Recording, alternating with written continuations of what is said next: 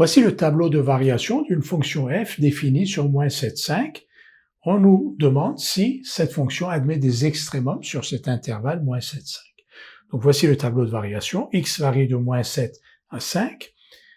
F est croissante sur l'intervalle moins 7, moins 1, décroissante sur l'intervalle moins 1, 2, et croissante de nouveau sur l'intervalle 2, 5. F de moins 7 égale 1, F de moins 1 égale A, F de 2 égale moins 4, et F de 5 égale moins 3. L'examen de ce tableau permet de dire que F admet un maximum égal à A en moins 1 et un minimum égal à moins 4 en 2. Alors, un maximum égal à A en moins 1, on peut avoir un petit doute parce que moins 3 pourrait être candidat aussi, mais ce doute est vite levé puisque A est supérieur ou égal à 1, parce que la fonction est croissante sur l'intervalle moins 7, moins 1, donc f de moins 1 est supérieur ou égal à f de moins 7, donc A est supérieur ou égal à 1, et donc a fortiori A est supérieur ou égal à moins 3. Donc la fonction admet un maximum égal à A en x égale moins 1.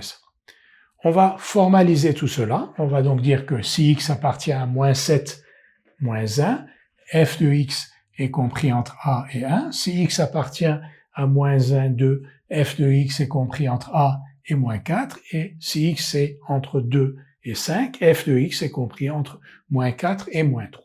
Maintenant, pour x appartenant à moins 7, 5, quel encadrement de f de x avons-nous? Ici, donc, moins 4, 1,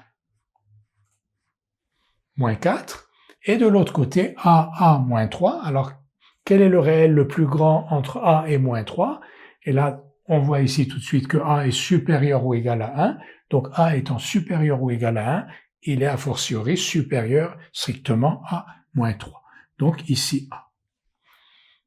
Donc, pour x appartenant à moins 7, 5, f de x est compris entre A et moins 4. Et on a donc un maximum et un minimum. On va donc dire f admet donc sur moins 7, 5, un maximum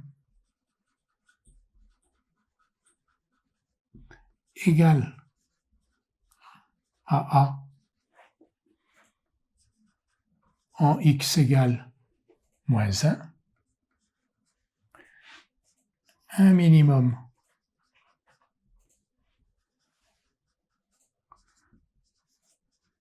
égal à moins 4, en